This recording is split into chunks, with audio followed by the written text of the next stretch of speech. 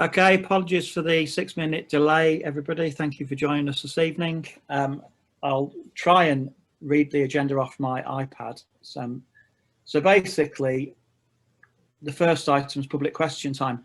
I did wonder, Rachel, if because there has been an email requesting a public question, do you think we should cover that off now? Is that the best way to deal with this? I think it's a fairly short item, in my view. Yeah, we can do. Hang on, let me just find the email again.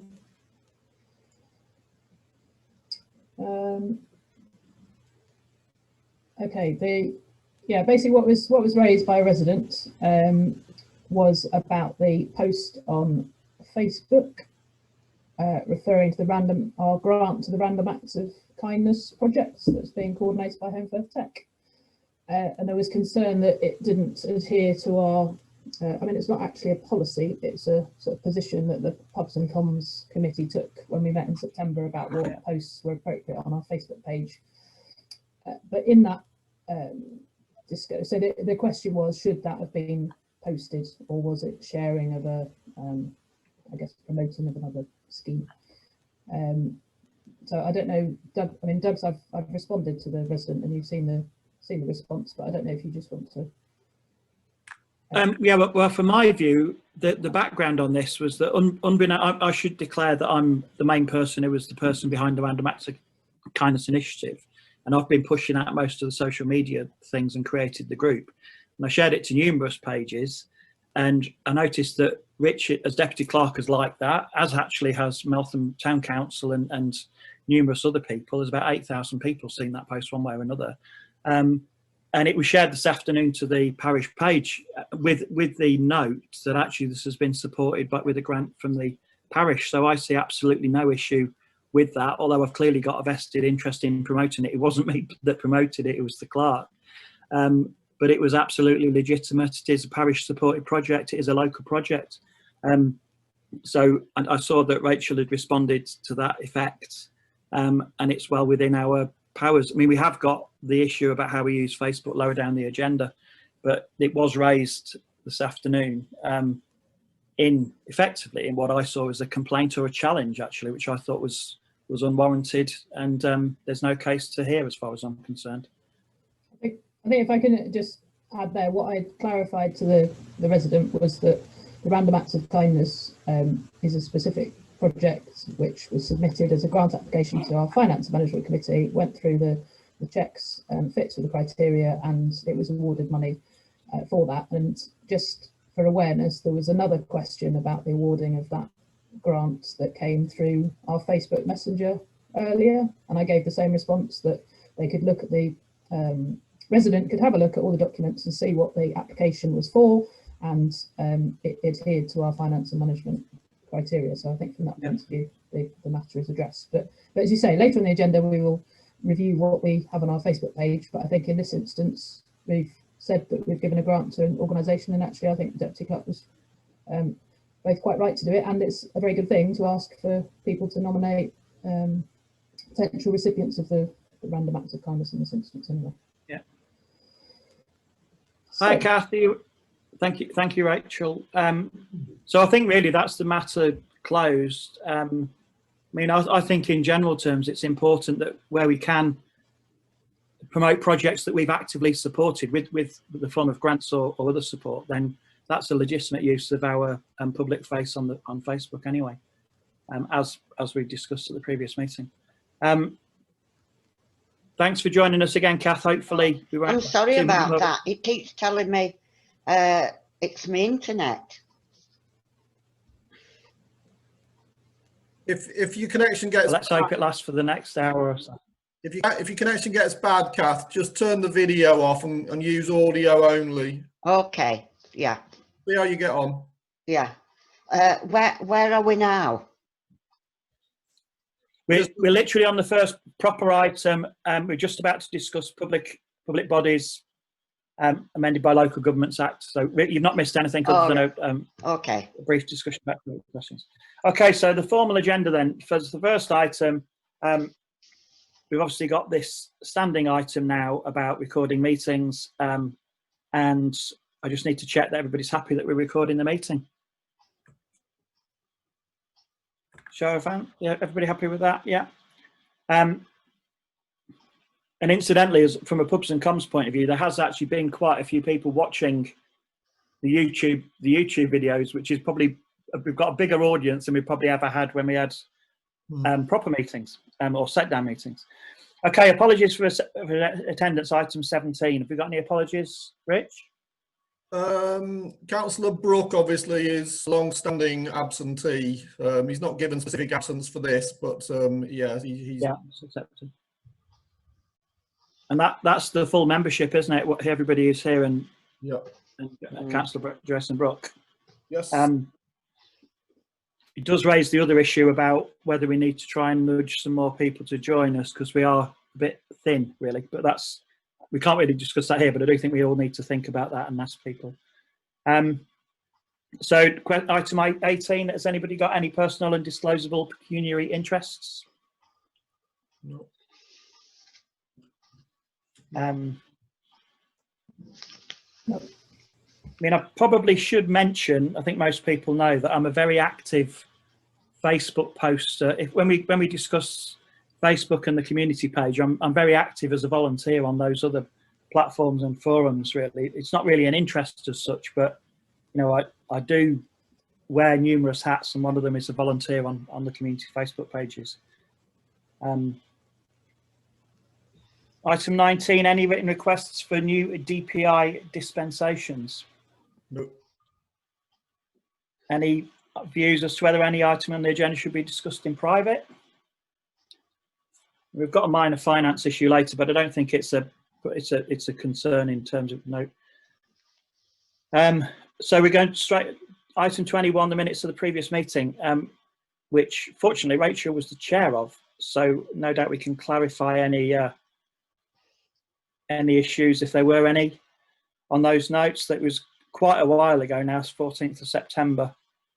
We all had a chance to look at the notes of the 14th of September. Is everybody happy with those? Yeah. Thanks for that.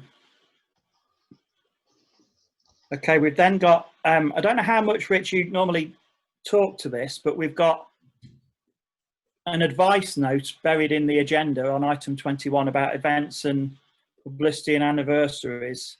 And so we've got some information about things that have happened. So I don't know if we want to take those one by one and just talk about them briefly. About 20, so the first one, 22, yeah. Yeah, I've got. So on item 22, and the first thing that's happened is the work that was done by the Climate Emergency Coordinator, and they did a week-long series of events. I mean, obviously a lot of that was done by Zoom in the end, because the planned activity in the car park and public-facing things couldn't happen as hoped. Is there anything else you want to tell us about that? Does anybody know any more about that? Because I didn't actually get to any of those things. Yes, Rachel, Councillor Hockley. I was just going to say, I think from the point of view of this committee, it's more noting that it's happened because it was reported back through the Climate Emergency Committee, the kind of detail of what was covered. But I think the principle was that the climate emergency would run a probably quarterly week-long event like this, hopefully a lot of it in person in the future rather than on Zoom, but I think it would be Zoom for the time being. But there's a whole series of videos on different themes within the climate change action plan. And it seems, from what Michelle reported back, it was reasonably well attended, and also people have accessed things subsequently. And I know that's what I did. I wasn't able to access it during the week, but I have watched one or two of the videos since then and read some of the links and things. So I think the principle is really sound, that there's lots of information being shared, yeah. And it's making the wider community more aware of the tangible plans that are happening. And I think we come on to it later in the agenda anyway, in terms of the new websites and stuff. Yeah, yeah. So the next item we are asked to consider, and I know that we've sort of missed the boat on this, but it might have been quite a difficult period anyway, which is the anniversary of the Home Valley minibus, which we understand now is actually on the 13th of November. So have we got any thoughts on that we want to just log now? Obviously, we're not going to have a chance to plan it, but is there any action or thoughts that anything we could do? Yes, again, Rachel. I was just going to say, this is something that had been suggested that we could market in some way, in a similar way to apparently what was done for the 30th anniversary, I think it was, where there was a day of effectively subsidised travel. So it was 30 pence in that instance. And the suggestion would be it might be a 40 pence journey in this instance. Now, I think members of the climate, because it's sort of crossed the boundary over to climate change, if you like, because the group looking at transport investigated it. I don't think they managed to get hold of the right person in Stotts, but I believe Rich was going to pursue it, but I appreciate it may not have had a chance to do that for this meeting. But I think the principle is it would be a really nice thing to celebrate the 40th anniversary. There's no reason we can't do that in the year of the 40th anniversary, which can be next year, because clearly at the moment, the message of, yes, please go and use public transport doesn't really fit with the COVID restrictions. So I think we need to wait until those restrictions lift, and then we can do to my mind, it would be nice if we could celebrate it perhaps to coincide with another one of the Climate Action Plan weeks of activities, and then it all sort of you know, hangs together quite nicely. But it needs to be a time when we can really encourage lots of people to go on the bus, which clearly we can't do at the moment. Absolutely, yeah. I had I thought, sorry, Rich, go on. Well, I was going to say I had an exchange of emails with Carl Stott from the bus firm, and we were discussing what had happened in the past. And I was quite surprised that in terms of the subsidised travel, that was all funded by Stotts. It wasn't a shared thing by us and them. I said to him, how, you know, what was the agreement? Because Councillor Hogley had asked me about the arrangements, about how they'd worked out who paid what, and he said basically that they paid for it, which seems very generous and perhaps maybe a bit too generous. I don't know. But that was the situation on the 30th anniversary. So do we think we've got time? I can't imagine by the next meeting we're going to be in a very different situation where public transport's just operating normally. So that gives us a bit of a window, because we could do with speaking to the services committee as well, because they fund it, speaking to the climate change people. It may well be that Michelle's in a better place to do something about it, because it'd be nice to build it and do a photo shoot, and maybe a few of us get on the bus. There's all sorts of different things we could do. So just to bring a paper back about possible options for what we could do, Rich, is that something you can give some thought to? Kath, yeah, do you want to say anything? Yeah, on the 30th, that's what they did. They got, you know, councillors to go on the bus, and they took photos and had a run round. And I think there was a big cake cutting ceremony at one of the anniversaries. I don't know whether that was the 20th or the 10th, but it seems to be quite a regular thing that it's, you know, there's a proper event. Right. Yeah. Would it be the 25th? Did they have one for 20? Yeah, I would. It wouldn't surprise me. Yeah, I've seen photographs of a cake down by the bus station. Bus, yeah. Because I remember going on bus. I don't know how long. You know, I can't remember. That must be 10 years ago. Right. But it would be, because obviously that drives past people's front doors, and people don't realise that we're a co-funder of that service today.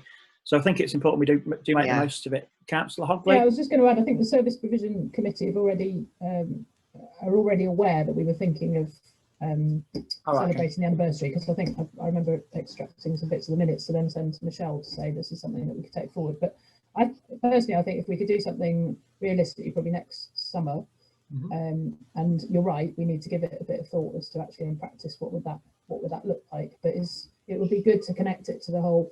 Did you know that you can just hail these buses as well? Because I didn't know. Apparently that's what the H stands for. Absolutely, yeah.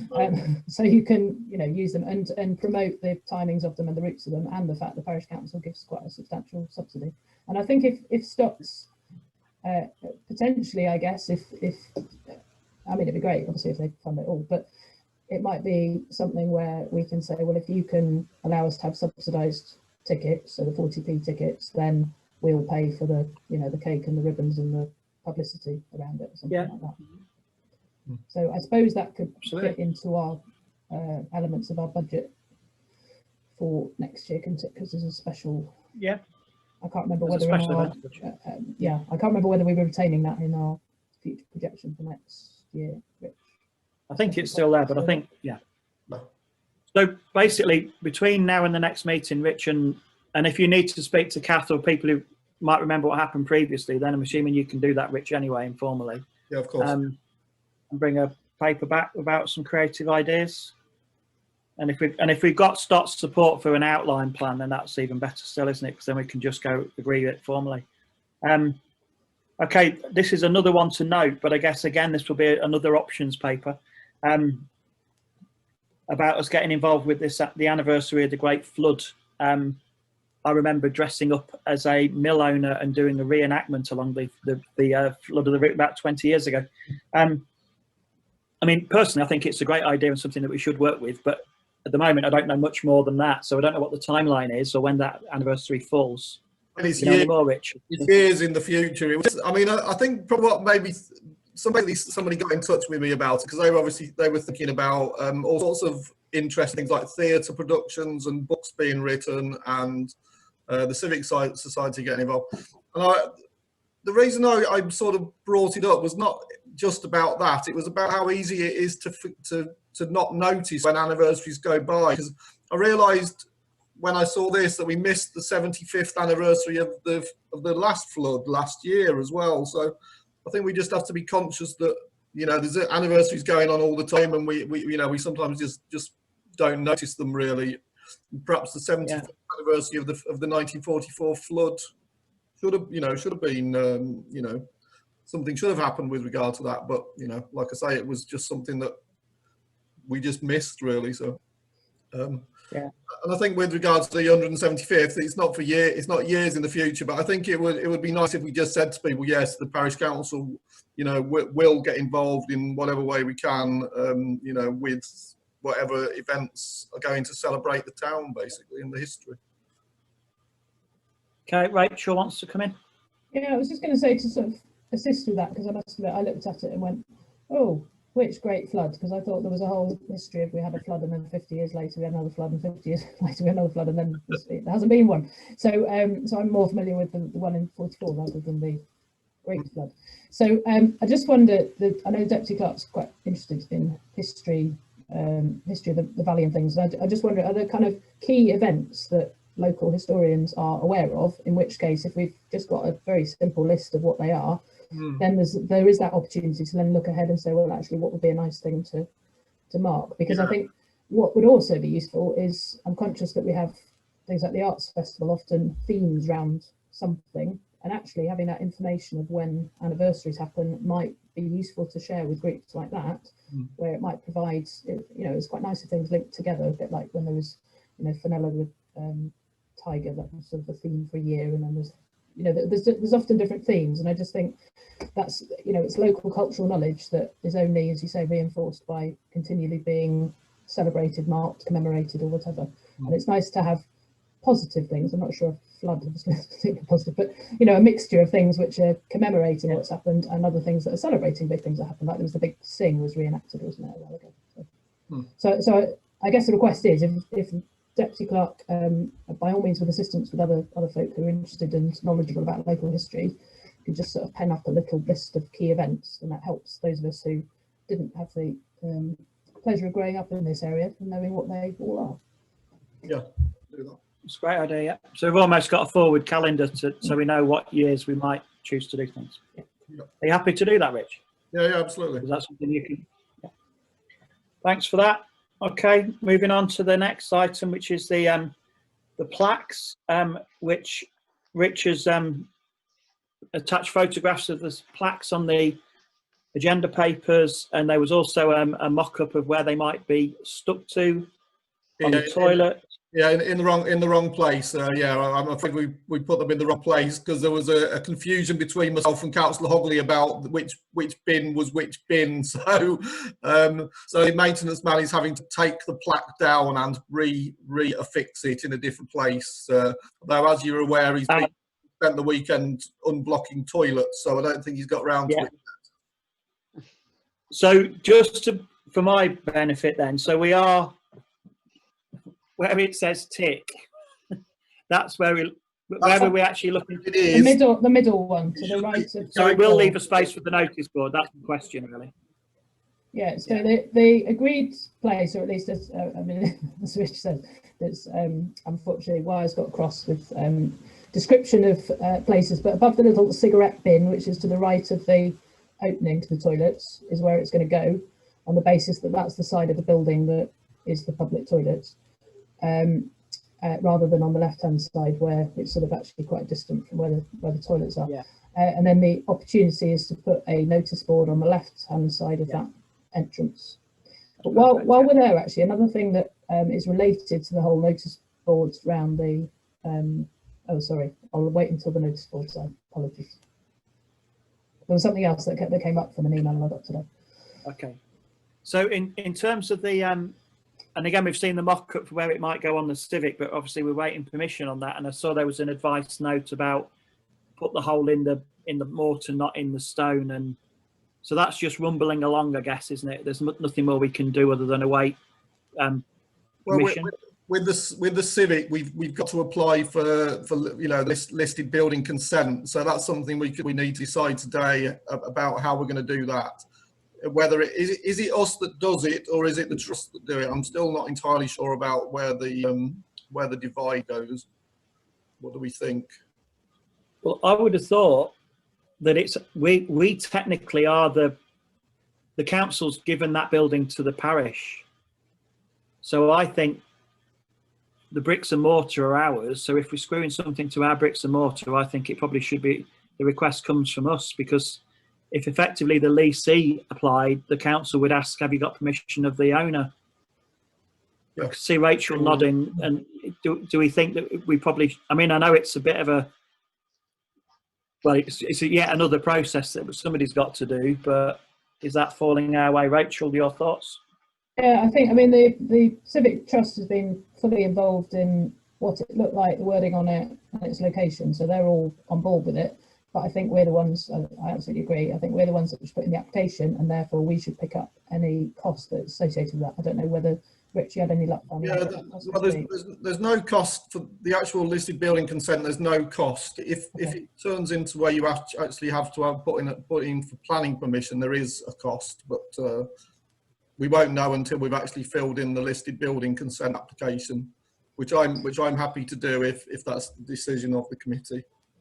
So can I make a proposal, Doug, so that we proceed with the Deputy Clerk filling in the listed buildings consent form and submitting it to Kurt Lees with, because I think you should have all the information that you need, Rich.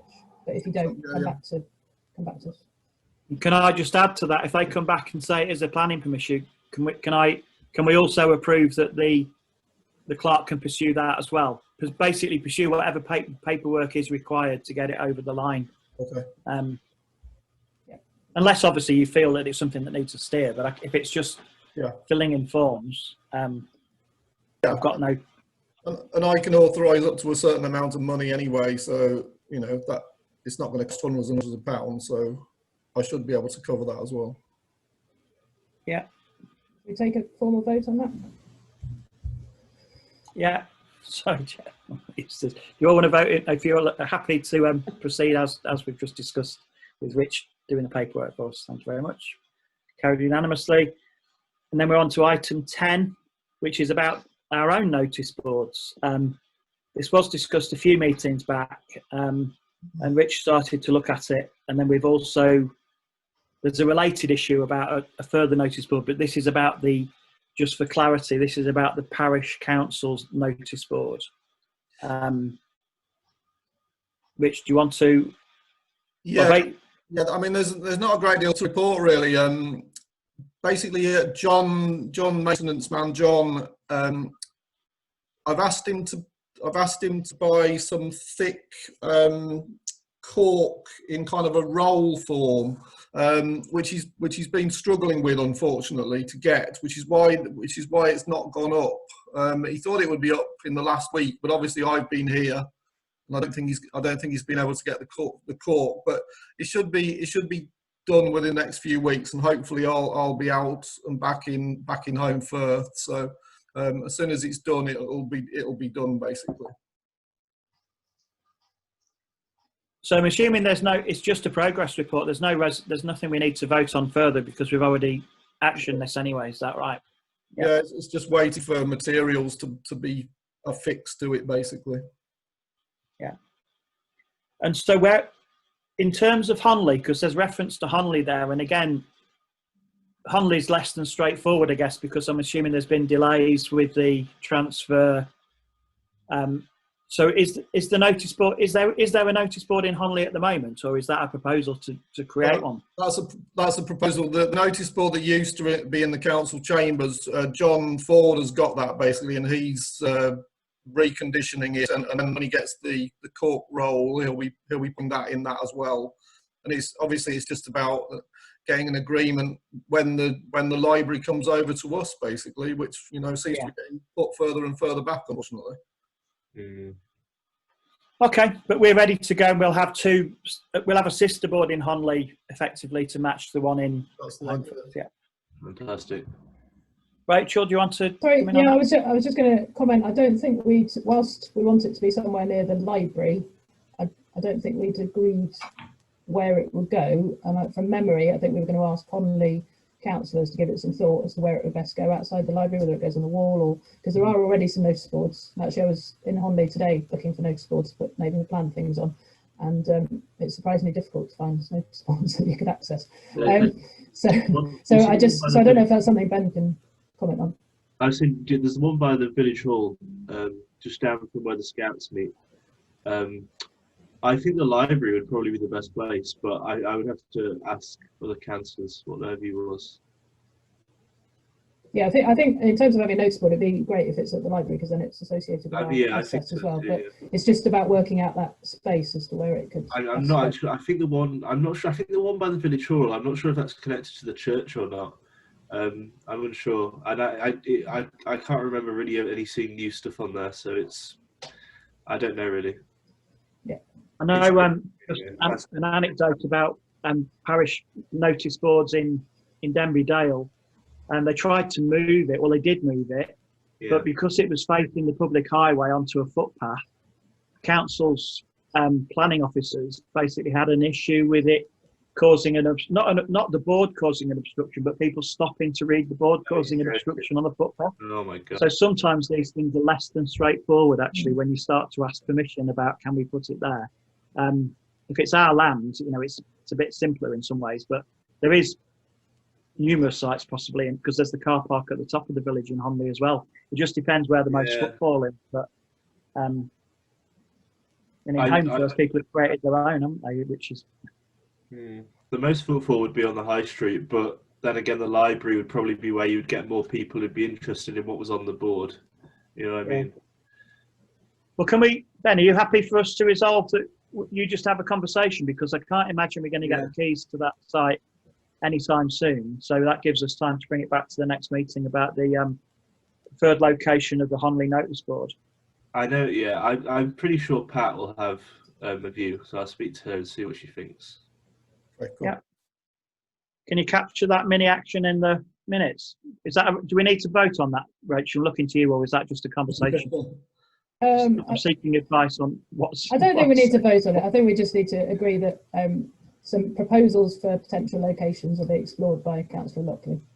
Yeah, great. And then report back to the committee for consideration. Perfect.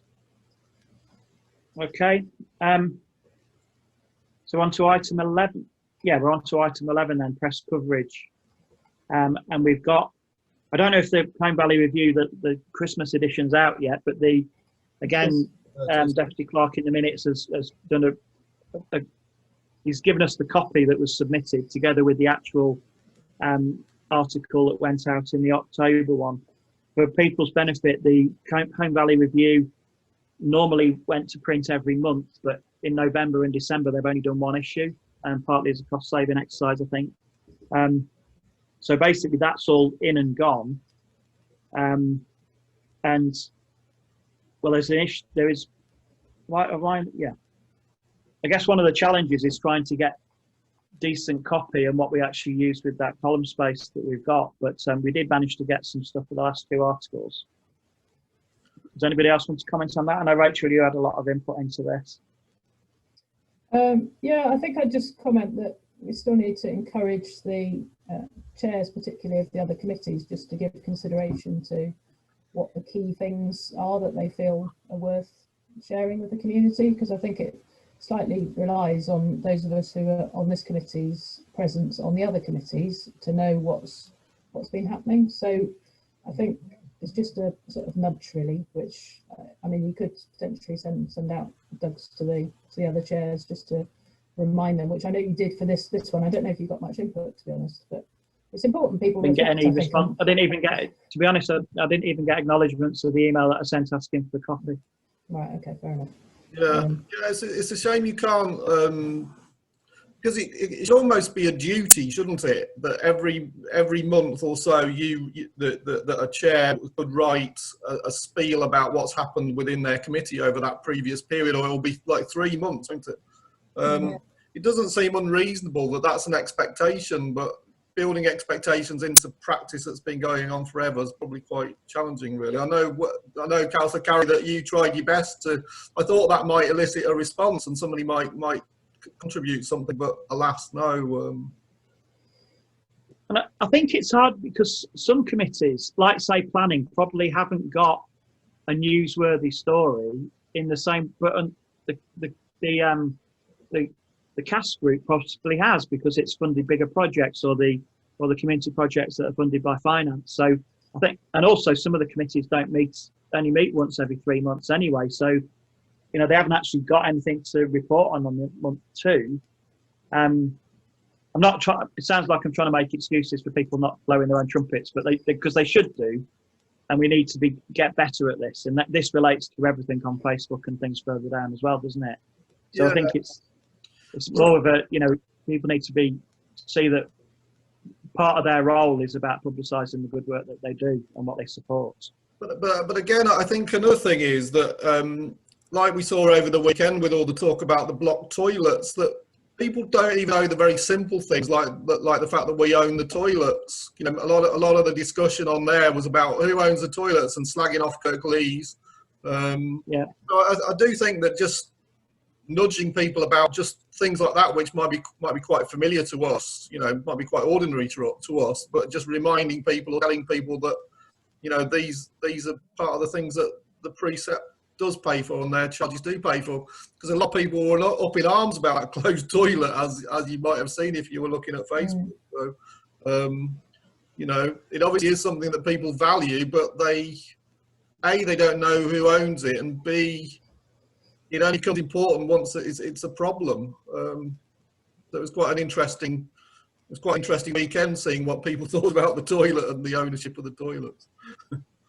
Well, I don't really want to talk too much further on this, but one of the things we could do, perhaps in that column, is use it as an opportunity to explain what the parish actually does. So we could do a mini feature on the parish and planning, the parish and small grants, the parish and the services that we provide. So if we knew that every month for the next 4 months, every committee was going to have a couple of column inches just to outline what they actually do, because people probably, in the same way as they don't know who runs the toilets, they probably don't know there's a group of people sit around very frequently talking about planning issues. So almost like an information piece, really, explaining the role of the council and its different subcommittees. Would that be a way forward, perhaps, do we think?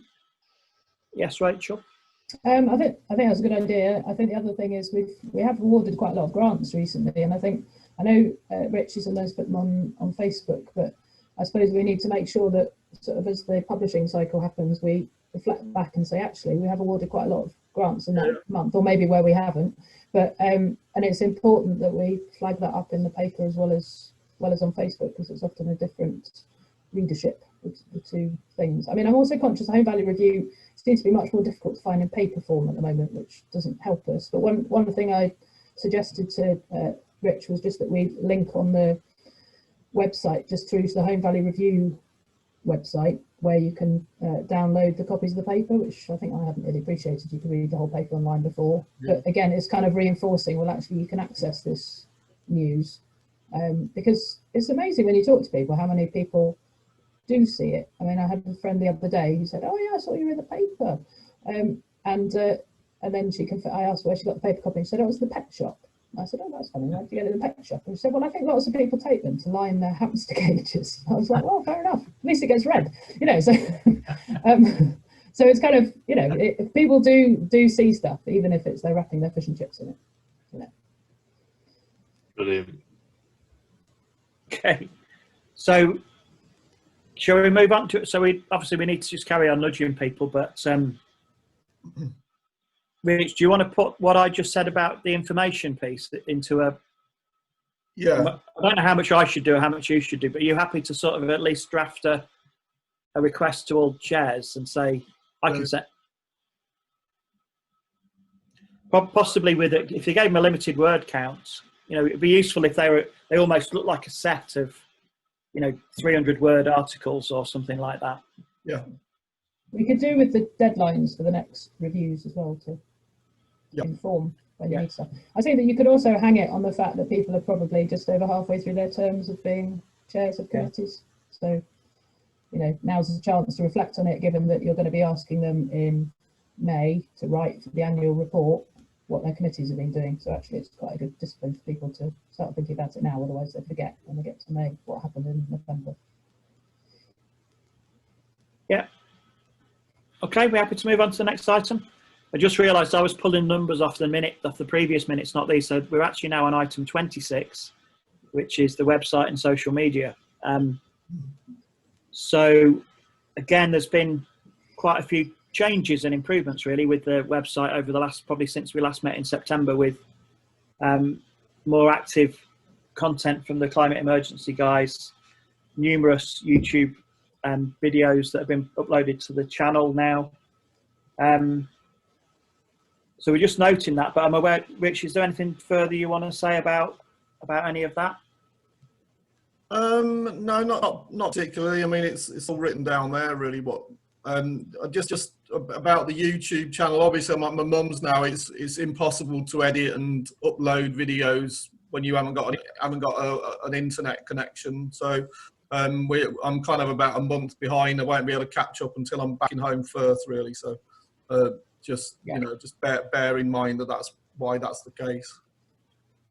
That's fine. It's coming up to Christmas. I can't imagine people are going to prioritise watching our YouTube videos anytime soon. But You would be surprised. You would be surprised. Hello to everybody out there who's watching. Right, okay. Then move on to Facebook. And again, you know, we've got a Facebook page, but we also need, I've just gone through this actually with the Random Acts of Kindness group. At the moment, I think I'm right in saying that probably only Rachel is the administrator. And then I'm not sure if Liz and Rich are both moderators or administrators on the page. I'm not sure what powers there are. But there's a limited amount of people that can post on there, isn't it? Am I right? Can you clarify that, Rachel or Rich? Do you know? I know myself and Rich can both post things. I think we're both administrators. I wouldn't stake my life on it, but I think we're both administrators. I think Liz might be, but she's never. She doesn't post. It's just been down to me and Councillor Hogley. And like, you know, it's whether we, you know, it's whether we give more people like yourselves more opportunity to post as editors or moderators and so on and so forth. Yeah. Well, I think if you want to sort of publicise what committees are doing, it wouldn't make sense to have somebody on every committee who's designated to do a post about that committee's sort of little triumph for the month or the quarter or something like that. It seems a bit unfair just to put it all on YouTube to expect to do those sorts of posts. For me, there's sort of two issues. One's a quality control issue. If you have more administrators or moderators, then almost the tone or the types of things that publish gets more varied, which can be confusing. Also, potentially things get posted that you'd rather weren't posted.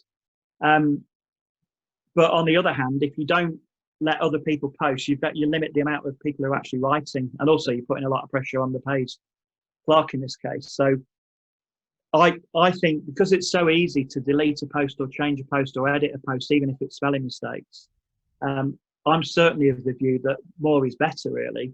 But that might not be everybody's view. So I'm keen to canvass views really as to whether we should increase the amount of people. I think the only other thing I'd say is it needs to be somebody who actually is interested to do it.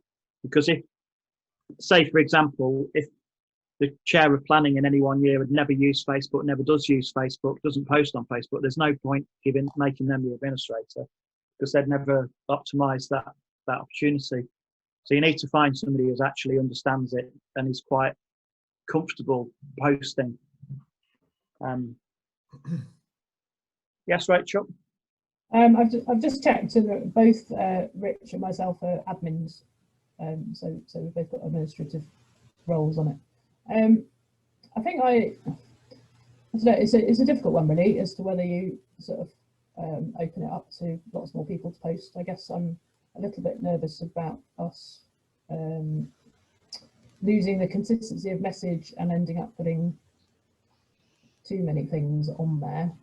I guess my preference is more that most things are channeled through because to some extent there's no point in having a publications and communications committee if all the other committees just do all their communications themselves, which we could do. You could do away with this committee potentially and make it a core part of each of those committees.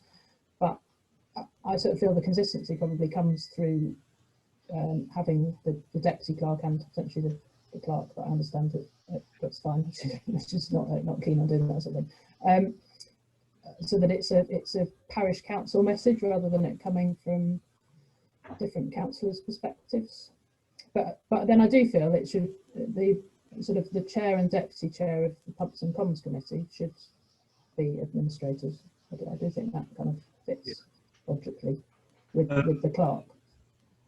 Is there a sort of because I just looked now, there's 321 likes.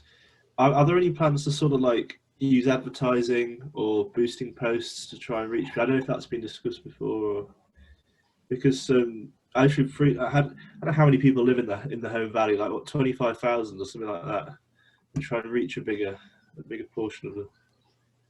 I think what we tend to do though is share the post. The key posts get shared on the community group, which has a massive readership. Yeah. And I think we took the view a while ago, it's not to say we can't change it, that actually the parish council should probably keep quite a slim amount of posts, so that when we do post, it's more noticed rather than the sort of lost in the noise of everything on the community group. So we've tried to keep it directly to things that we're sort of directly involved in, or things of critical importance to our valley. But I think, it's difficult, isn't it? You can end up posting loads of stuff. It can become a really active site, but then I don't know how much that kind of would benefit the parish council or not, or whether it would lead to generate more questions of why aren't you doing this and why aren't you doing that, and why do you do this so badly, and why do you it might then it can sort of develop a life of its own, which often the community group has those quite useful discussions, like the one about the public toilets was all held on the community group, which actually means it was seen by lots of people because it was shared onto there rather than it just being on our site. So personally, I think we should sort of plug into those networks rather than necessarily try and replicate it on our page. For me, my model would be, the Home Pride page has thousands of likes and more pictures perhaps. I don't know what they do right that we can't get more people, because they do good work, but we're also giving out thousands of pounds for these community projects. Maybe we had more, here's a photo of what we've done, and then stuff like that was shared around more. I don't know, but certainly if they can get a couple of thousand likes, then hopefully we'd be able to grow it over the next year or so. I don't know, as you say, it sounds like I do agree you can get oversaturated though. It's difficult. Yeah, I think the power of a page, and we're just going through this process at the moment with the related projects I'm doing on Random Acts of Kindness. There's very few people like that page, but what we do, we put content on that page and then we share it to all the other local community pages, the Honley community page, the Holmfirth community, various Holmfirth community pages. And what that means is there's about 8,000 people seeing one of those posts, but there's only 200 people like the page. So the power of the page is your ability to share that to other places. Yeah. Now, arguably, we could do that with just by sharing a link to a blog on the website, because Rich puts the occasional story up as a news story on and again, we could share that. But I think in some ways, the way that Facebook works, it's better to share a page than share a link It's already to a remote. website. Yeah. So I think we're sort of doing the right thing. It's just we need to get probably a little bit more content, and we need to get better and more confident about sharing it. Mm. Rachel, do you want to? I was just going to add a final thing that it's just crossed my mind that it's in our interest to, as Ben says, we're not really making the most of, say, when we give grants to people, and I'm conscious, say things like the Upperthorne Village Hall, they've written to full council to thank us for, or I can't remember, but anyway, they've written thanking us for the fact that they've been able to replace their windows. Now, it would be quite nice if we can include that on Facebook and tag Upperthorne Village Hall, because I know they've got a website, sorry, not website, a Facebook page, so that then we kind of reinforce the fact that we've given, so it builds a connection. So you'd hope that therefore they may choose to then say thank you very much, Hove Valley Parish Council, and then it kind of links back again. So you end up sort of getting a bit of a virtuous cycle of information. So I think maybe when we award grants, that's something we could just think about. If there is a Facebook page of that organisation, then rather than just saying the name, we should make sure we tag it so that then it connects to them. Could we say to the grants committee, every time, like, unless you've got a reasonable excuse to the contrary, every single person, every single grant we give out, we would like a photo sent back of what we've done for publications purposes, just as a par by the course thing. When you've done what we gave you the money to do, can you send a photo back, please? Or you know, if certain things that might not be applicable, obviously, but just as a par by the course thing included on our, because I'm assuming that when we give grants to people, we do certain checks, and one of the things could just be, will you send a photo back saying, you know, so we can use it for publications. We already asked for that, actually. Oh, do we already? Yeah, but whether they all do is another question. Oh, is it? They don't do. Okay, I see. I mean, maybe that's the thing, that we just need to be chasing people more for those news items, because, you know, there's a lot of money being spread around. All we've got to do is send us a photograph. It's, you know. Yeah, I think more people. Sorry, Kath, did I see your hand? I think your hand went up, but it was below your screen. Right. Yeah, talking about Facebook, I understand Murfield Parish Council have their Zoom meetings and then put it on Facebook. Now, I don't know what I think about that, but that's what they do. You mean live, Kath? Hmm? You mean live or the recordings?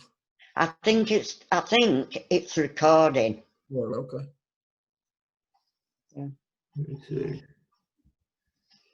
Well, you could even live stream. I'd be wary about doing that. I think we've probably taken a step anyway to create the YouTube channel, so it is there as an archive for people. I'm keen to move on because it's 8 o'clock and we've got a discussion, a major discussion item really about what to do with some money. So it feels like there's a general view that we need to get some better content. In terms of what Ben said about Home Pride, one of the reasons, like on any Facebook page, if you can get photographs and videos, it massively increases your audience and your numbers of likes and shares. So that type of content, and if we can get a photograph of something that's happened, then people inevitably like it because it's something positive.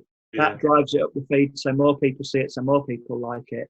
So really you need to work with the Facebook algorithms, and it's about creating shareable, interesting content really.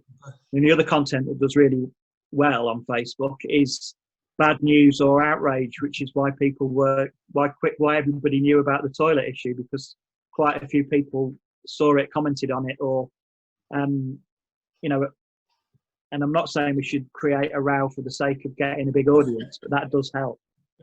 But yeah, let's try and be a bit more positive and get some positive stuff there. Shut the toilets, period. So I do think, Councillor Carey, that you being an admin would help, because your awareness is a lot greater than mine, and probably a lot greater than Councillor Hoddy's in terms of the way Facebook works and algorithms and so on and so forth. I know you're already got lots. Yeah, well, what it would mean is, so say if we had shared a positive story, or say we got name checked and anything, then it would appear on my phone as well. So at least I know to look out for stuff and take the heat, because I commented a few times on the toilet post, but by that time you'd already posted on it, Rich. But it's being quite a lot of those instances. It's actually about the speed of response that's the really important thing there. Yeah. Because otherwise you can have 100 comments of people not knowing what they're talking about. And you came in with a very factual explanation, which was really, really useful. I'm glad you did that on a weekend, because that was Sunday night, I think you were posting about that. People still ignored it though, didn't they? It's interesting, the psychology of it all. Yeah. Yeah. Oh dear. So you're happy to add at least me then as an admin or an editor on that page then for the Yeah. Can we, whilst can do that, well yeah. let's make it more clear. I can do it. So in terms of the proposal would be the chair and deputy chair of pubs and comms should be offered the opportunity to be an administrator or an editor. Doesn't really matter really. Probably I'd say editor actually, because then the administration stays with the clerk. Okay. If you make me an admin, I can delete you two as an admin, and I can go rogue and take You control of the page. two. So that's important, not to give people that power. Okay. Well, I'll make you an editor then. So are we happy to pass that as a general principle though for the future, that so all future chairs and deputy chairs of pubs and comms be offered administrative roles on the Facebook page? Yeah. People are nodding. And Catherine, Ben, anybody who ever sees anything on Facebook that you think might be interesting, either positive or negative, let us know, and then we can try and resolve it or make a story out of it. Yeah, I just find it, I'm interested that we do actually ask these people for photos and they don't send us photos. It's just frustrating. Well, I think, to be fair, we asked them when they apply for the grant, and it might be months later that they do it. But yeah, but I think we should take the opportunity to chase them if we can. Okay, the last item on this agenda item is just about the YouTube account, and as Richard said there, we've had some of the videos have had as many as 500 views, so that's sort of working, isn't it? I don't think there's much more we need to say about that other than monitor it and note what Richard said about his current bandwidth creating him issues in terms of posting and editing. Yeah. Next item is mostly an information item about the climate emergency and just saying what they've been up to. So I guess you've all seen the note. The issue for us to discuss is how we should support the coordinator. I suppose the issue, well, I'm not saying it's an issue. I suppose the thing here is how different the climate emergency Facebook is run than ours in the sense of sharing and liking and so on and so forth. Michelle's approach to it is much more open than the parish council's Facebook page. Whether that creates problems, I don't know.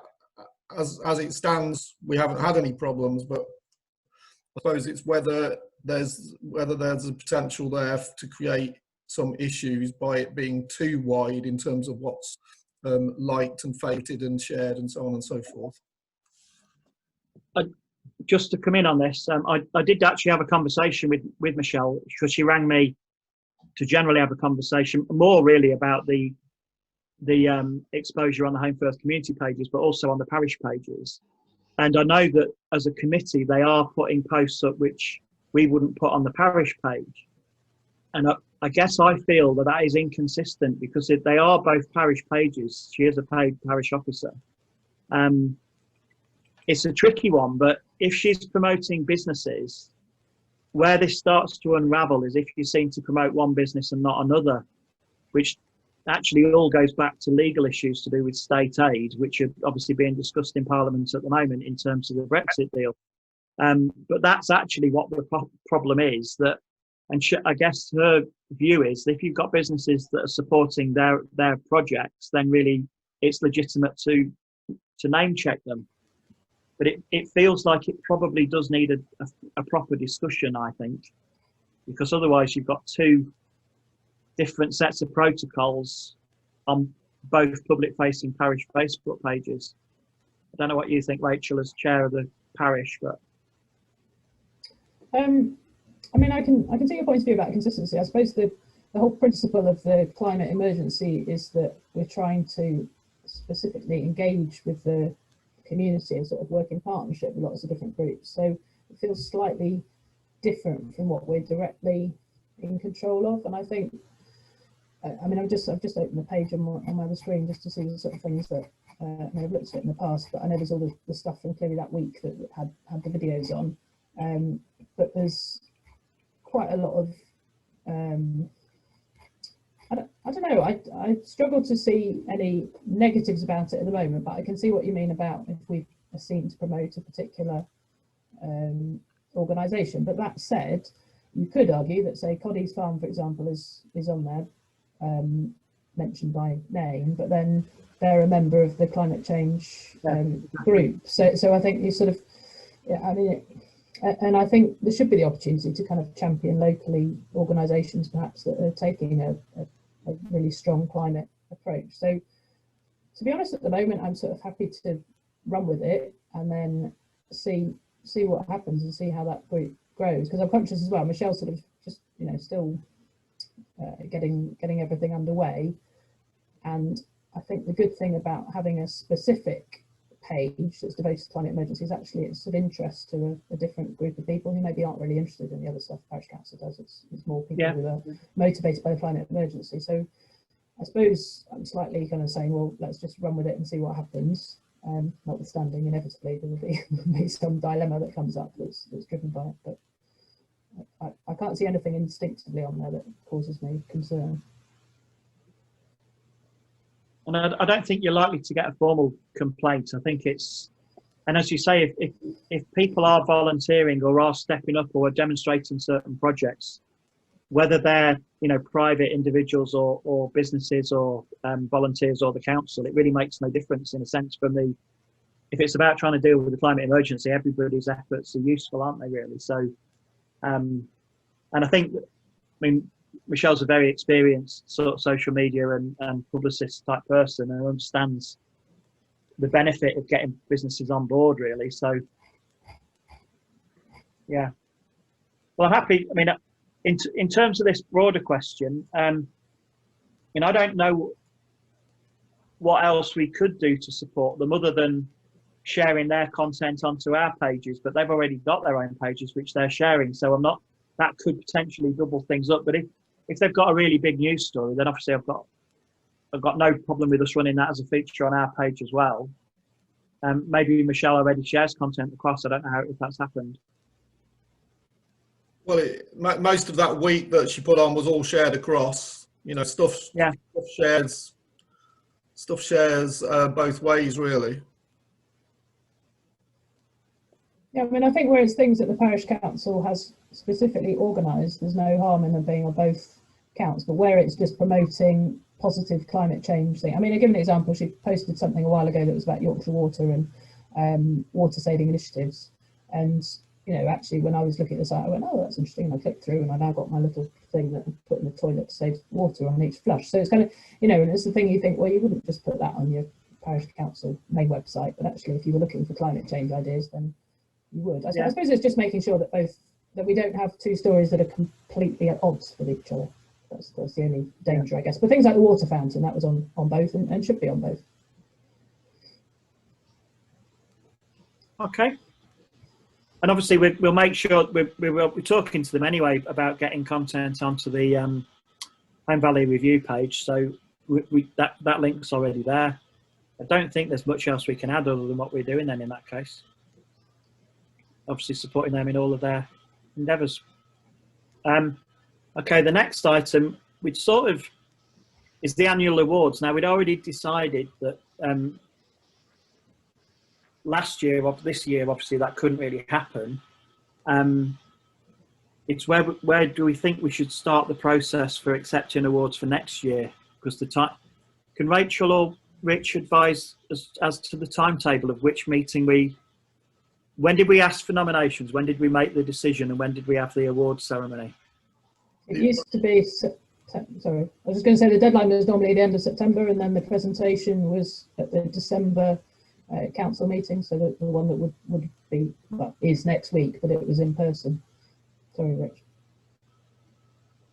No, it's fine. It's fine. So do we think we're not doing that cycle at all this year? So are we just going back to a September 21 nominations, or are we going to do are we going to telescope the process and bring it forward? I mean, there is a budget for it there that's obviously unused. I thought effectively a decision at the last meeting I thought was made that we wouldn't do it this year because it was. No, the decision was we would discuss it again at this meeting. That was the Right. that was taken. I think it was because we didn't know where we'd be in the COVID situation. So certainly for Tidy Trader, we didn't really think that was appropriate because frankly the least people's worries was what their shops looked like. It was more whether they're able to trade and keep going.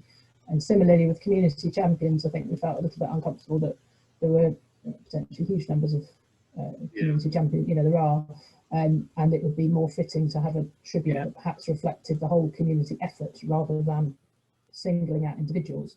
But obviously I'm conscious that on this item it says that 2 councils made nominations with Community Champions in mind. Personally, I think for this year, by the time we reach the end of the year, the end of the civic year, any community champion thing, I think personally should be focused on celebrating our community rather than celebrating individuals, and those individuals get pushed into the nominations that would then be presented this time next year. Yeah. But obviously we still don't know how we would mark that community I don't know, solidarity or whatever we wanted to call it. Yeah. Any other views from Ben or Kath on this? Didn't we speak about a plaque or something last time? I think we bounced around various ideas about whether it would be a plaque or a memorial or a flower bed or a planting of trees, but we didn't. But we sort of, I think we felt it depends a little bit as to when we all come out the other end as to what would be most appropriate. Which obviously we're not at the other end yet. No. Clearly there is light at the end of the tunnel, but for fear of kicking the can down the road, I kind of feel like we would perhaps have a better position at the next meeting.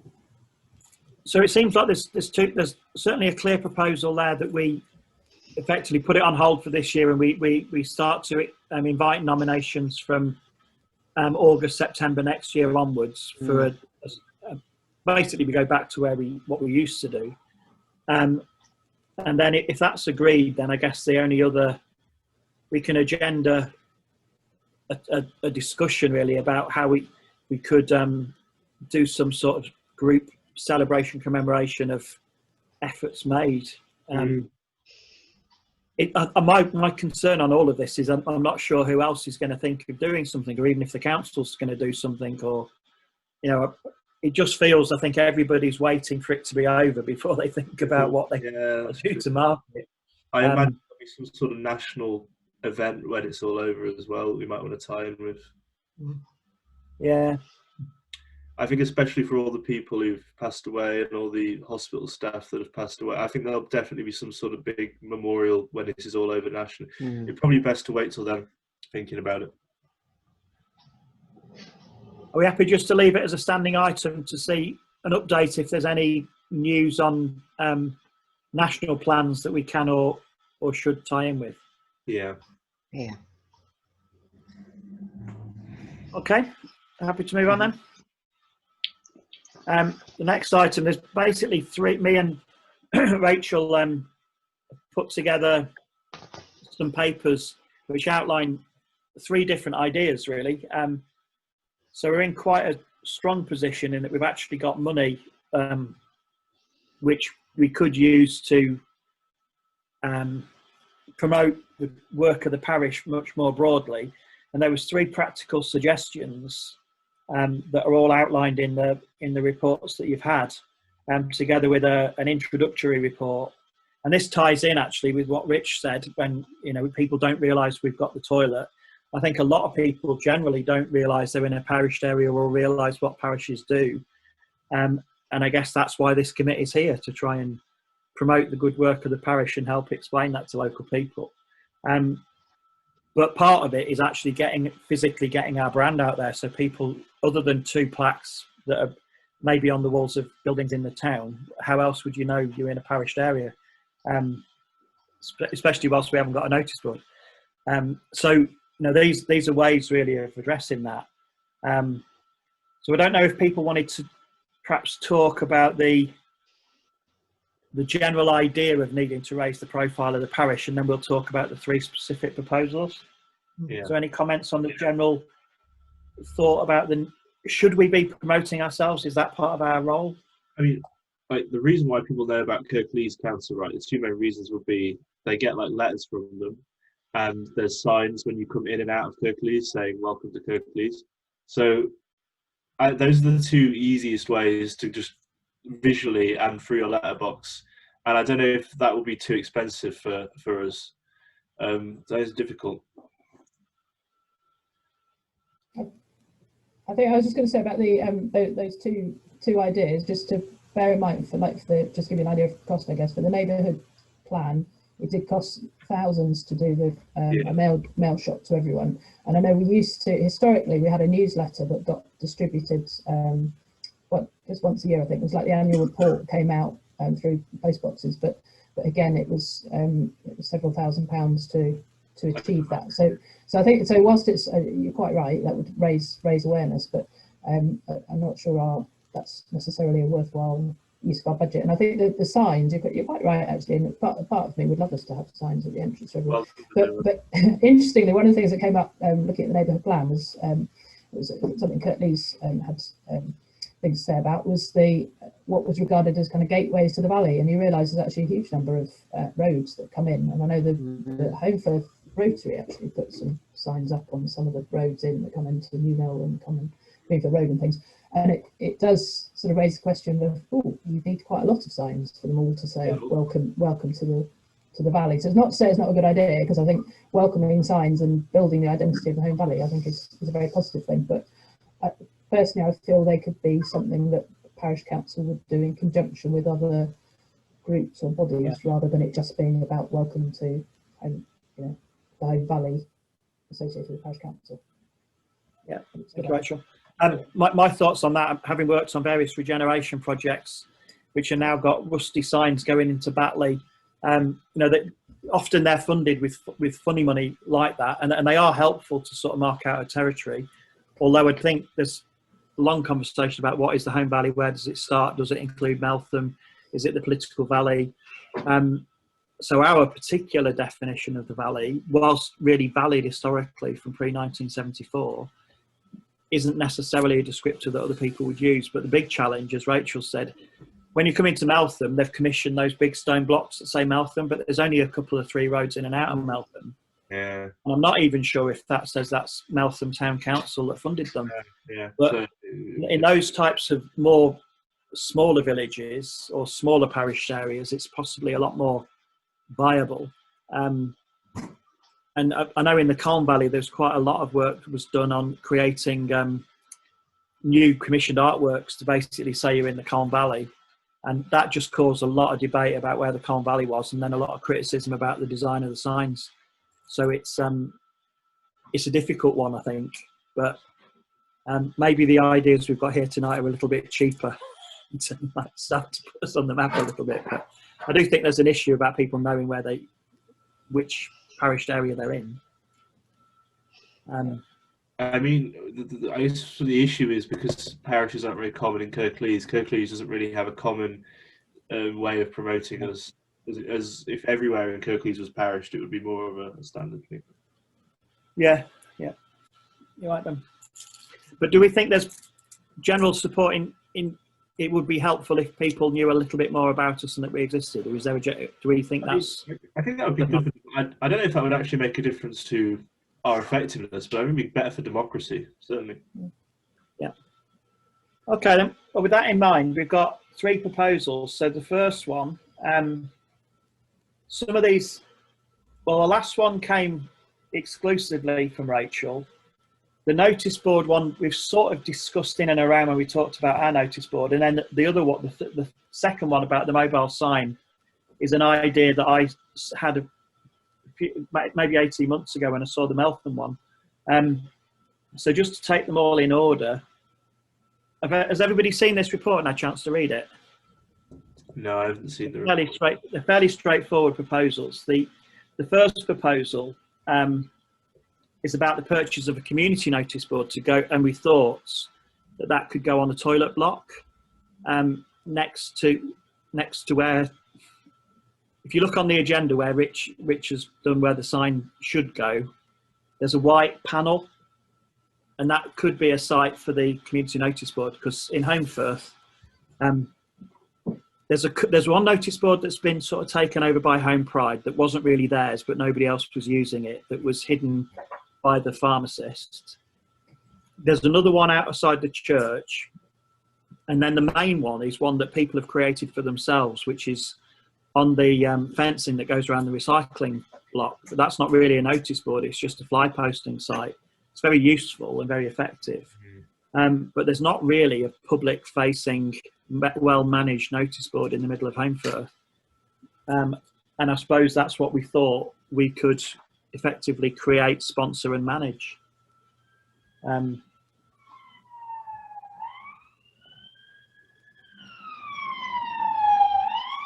Rich has just shared a siren.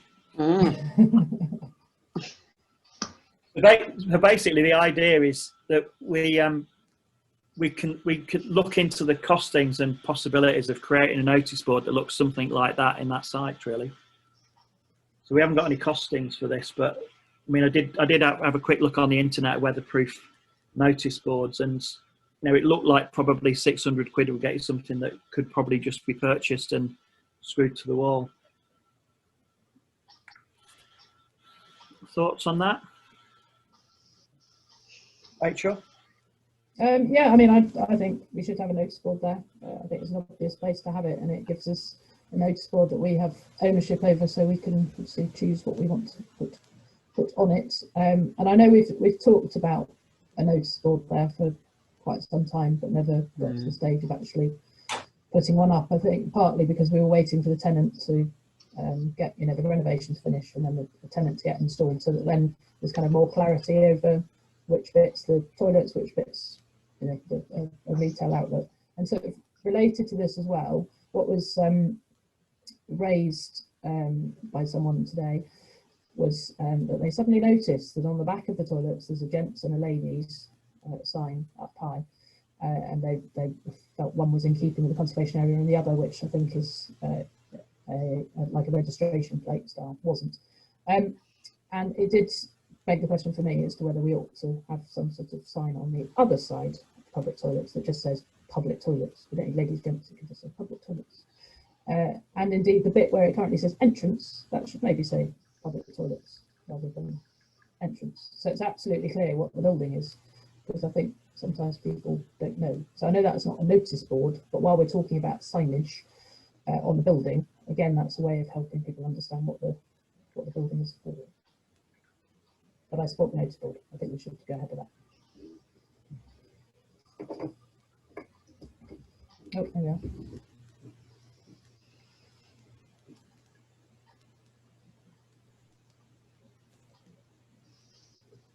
I mean, the signs have been like that for years, but because for a long while there wasn't a ladies' sign, and then a temporary one was put up.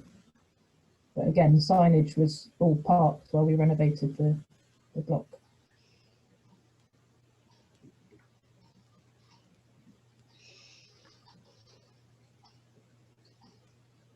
You're on mute, Doug's.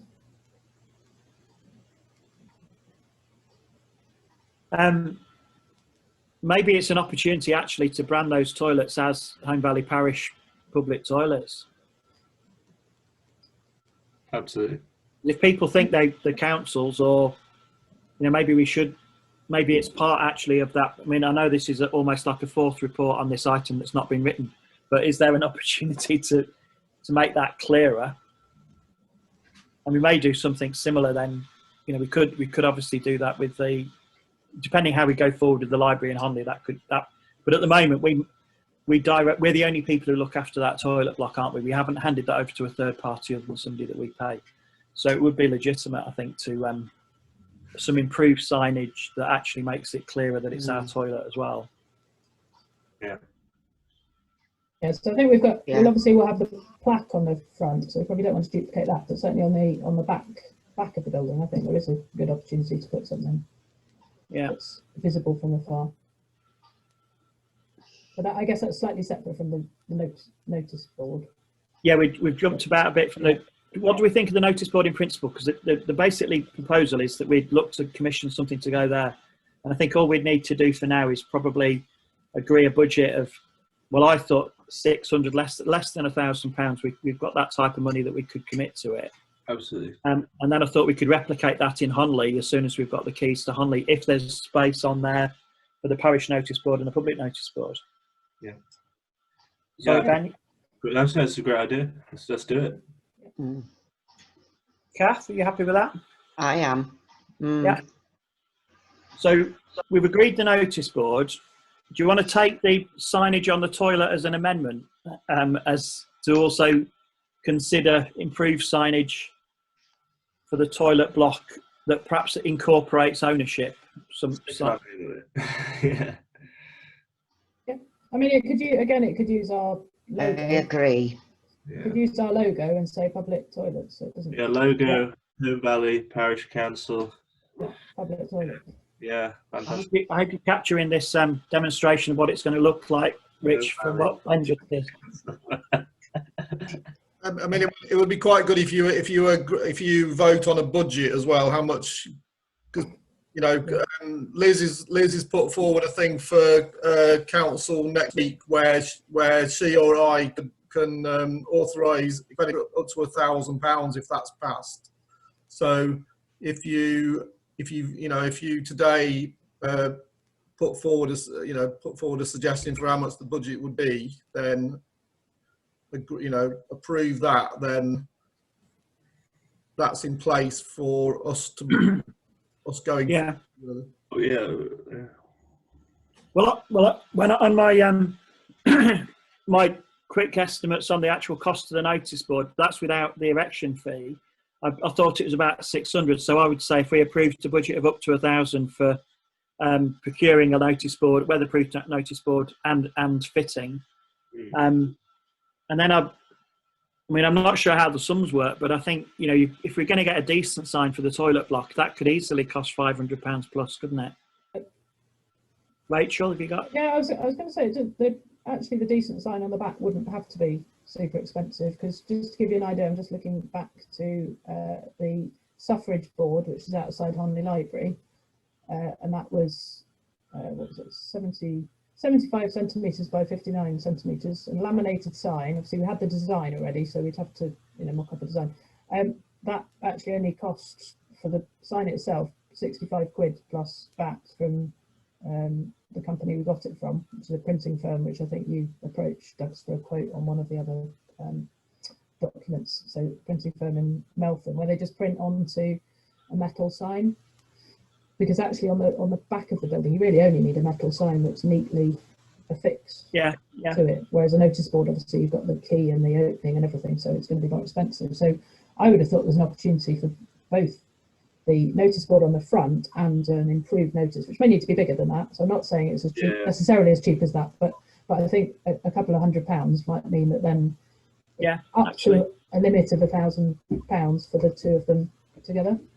Okay. Yeah. Well, I'm happy with that, yeah.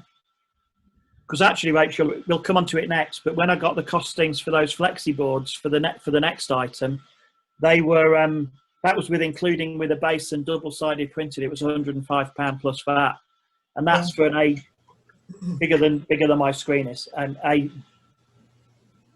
nearly A1, I think. Yeah. So they're cheaper than you think, actually, for printing on metal. Yeah. So. I just wanted to make a point about budgets, which I know we come to later on anyway, but in terms of where the money's going to come from for any of this stuff, there's, because of all the non-publication of the Home Valley Review, there's going to be quite a lot of money left in that. It wouldn't need too much of a being creative with definition to talk about publicity being, broadly speaking, in the same category. Absolutely. So I'm sure you could use that publications budget for any of these things that you're talking about, Councillor Carey. And then obviously you've got the special project Yeah. as well, where there's £1,000 there as well. So I think there's money that could be used without too much,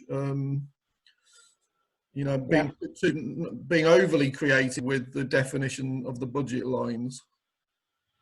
So are we happy then, for the purposes of this meeting, to agree a budget of up to £1,000 for the toilet signage and a notice board, and then that works within the delegated powers of the clerks as well? Obviously, you'd come back to us with some designs by email, I guess. But are we happy to approve that one? Yeah. It's just agreeing that one will be reciprocated in Honley at a future date, basically, as well. Yeah. Well, I think that's absolutely, yeah. Okay, the next proposal then is, this is something that I saw on Meltham Town Council. Their contractor has a trailer, and he's designed a board that attaches to the trailer, but if he's not in the trailer, he can detach the board from the trailer and use it as a freestanding sign. It's just a general sign. Now, it may be that we don't even put works on it, we just have Home Valley Parish Council, so we could use it then if we were doing an event, if we attended one of the fairs in the town, if the climate change guys are doing a stall. So it would basically be what I call an A sign. They're not A signs anymore. They live on a plastic block on the floor, so they cause less trip hazards. So basically, these flex boards, as they're called, that's what this proposal's for. Now, see, one of the conversations would be with the contractor to say, could and would he use it? But I was thinking, if he was painting benches or something where he was going to be there for a while, then it's something that lets people driving past realise that's actually a parish bench and somebody's doing some work on it. So it's a relatively simple idea. It's relatively cheap in order to do it. The other option would be to use magnetic boards that you stick on your vehicle. And again, those are even cheaper in cost. So if this was to be approved, there'd need to be a conversation with the contractor. But it's just whether we thought this was a good idea. I think it could be. Is it just going to be like if it's just going to be like a whiteboard with Home Valley Parish Council in black text? I think that could be quite boring. We could get quite a nice design on there if we wanted to. Well, if you look on the minutes of the Rich, can you share the screen of the yeah, I can. Yeah. mock of the Meltham one? Yeah. Oh yeah. Well, can you see that? I'm not sure if Kath can see it, but. Oh yeah, that looks nice. Yeah. So we've already got our logo, our crest, and it would really just be a matter of agreeing the wording underneath it. I think, to be honest, if we want, I think it's a great idea, but I think the contractor should effectively have one of those for use all the time, rather than us then asking for it back for use at events and things, because I think it would just be whoever is appointed as the contractor for the year is given it and asked to display it whenever possible when they're doing work. So we might want to have a few of these, is what I'm saying. Well, that's why they may prefer the magnetic sign, Rachel, because you can just put that on the side of the van and remove it. John uses a 4x4. That's his mode of transport. It's like a Range Rover size 4x4. When I spoke to the guys at Zest Print, they said that the panel that they normally print is a magnetic door panel that goes on the driver and the passenger door. So, and that would fit nearly any vehicle really, because some vehicles have got fancy mouldings and other things, so you can't go too big. So he obviously had given some thought to this, and he said that's why he said the 2 foot by 1 foot sign seemed to fit the bill for most vehicles really. I mean, there's no reason really, if we've got the budget there, that it would only probably cost 150 quid to get both done. And then we've also got a sign for events if we wanted to attend events. Suppose it would be if John wanted to have one on his motor. He may not want to do. Do you think? Okay. Can we maybe suggest that we authorise the possibility of having both signs proposed, so the one that can slide on the van and one that's can stick on, but then talk to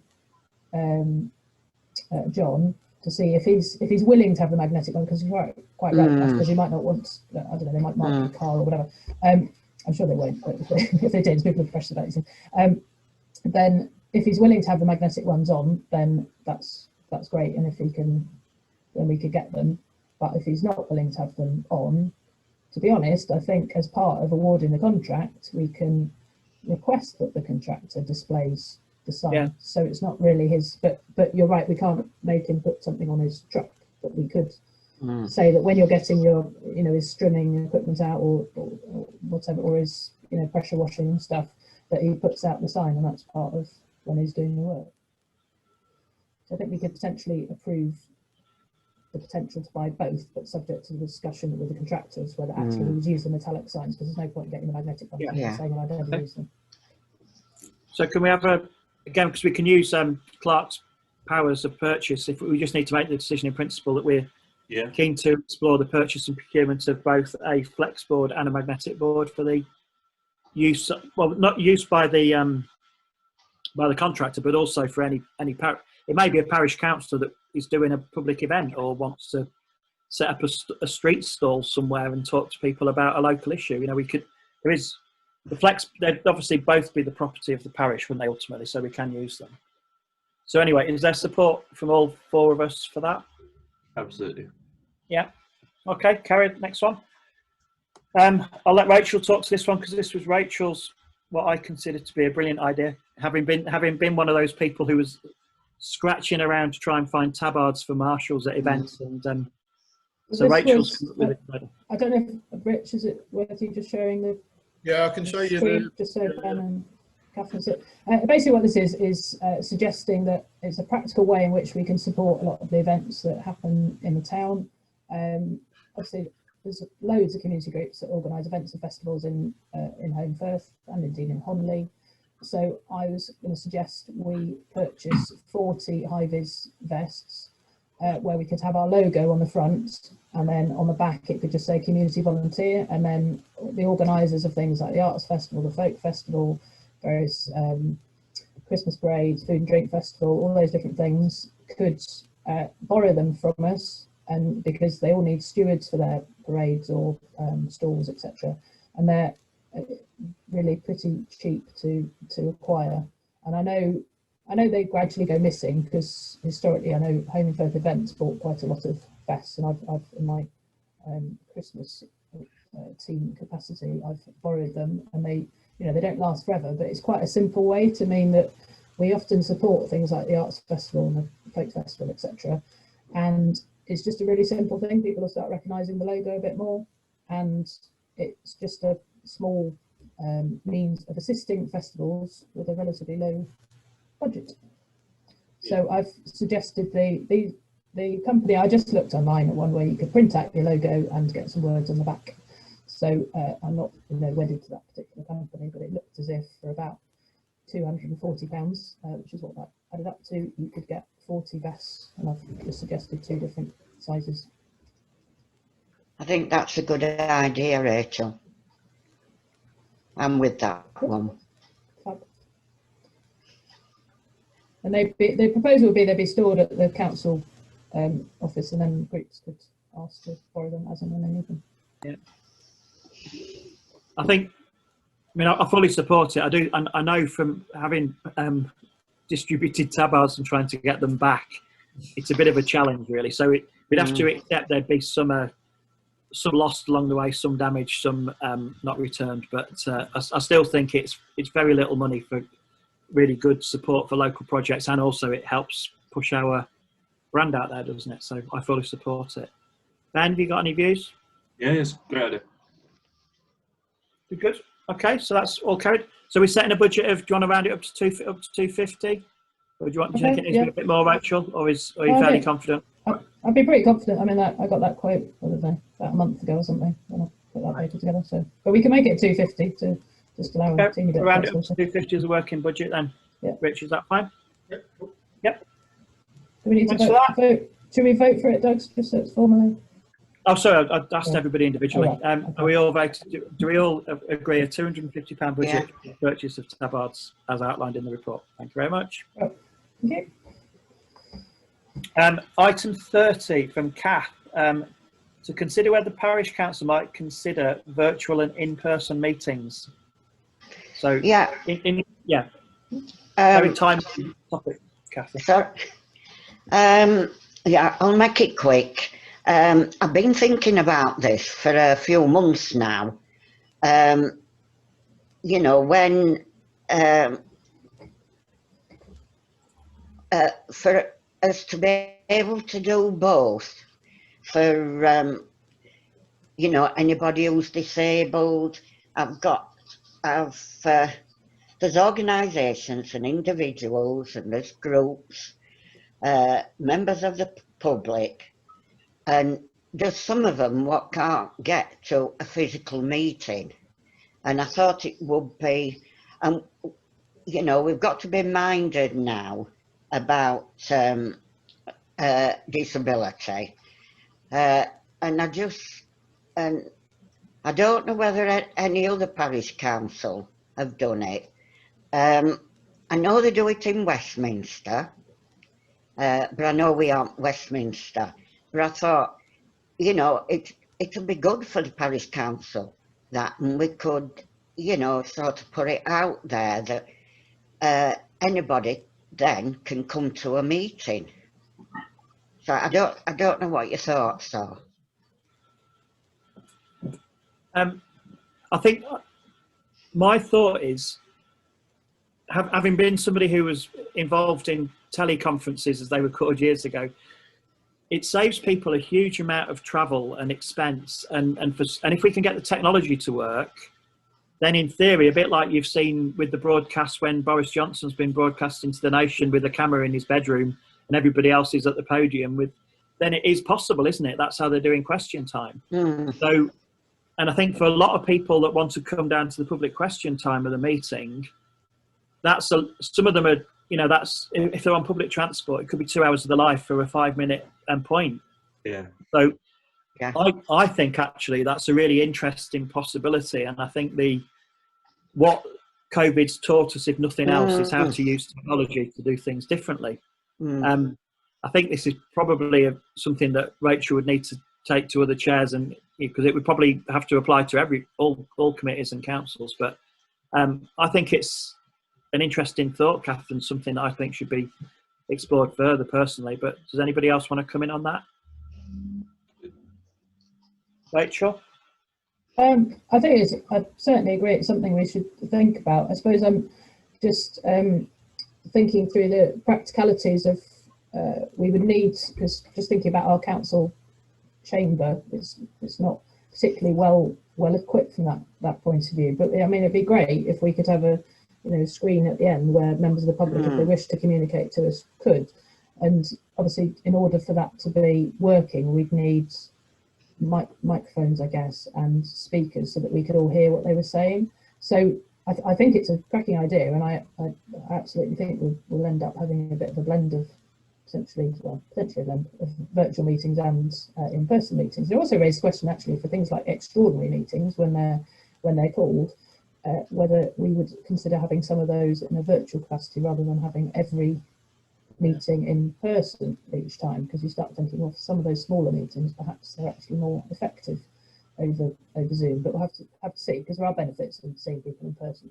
But I suppose what we would need in order to understand the implications of it, because I think the idea is definitely worth exploring, as to being able to have people, even if it's not councillors calling in, because I think that's where it would get a bit complicated if you have lots of different faces on the screen, but having a kind of public screen, if you like, that people could talk to us from, I think would be really positive. But I guess we'd need to do some research as to the best way of achieving that with the layout and the technology that we've got in the council chamber, because we were on the verge of setting up or looking at speakers and cameras anyway, because obviously it's been quite easy to go ahead with the YouTube recordings, but we were just on the verge of starting to think about doing that practically. So I don't know if Rich wants to add anything about what we need to look at.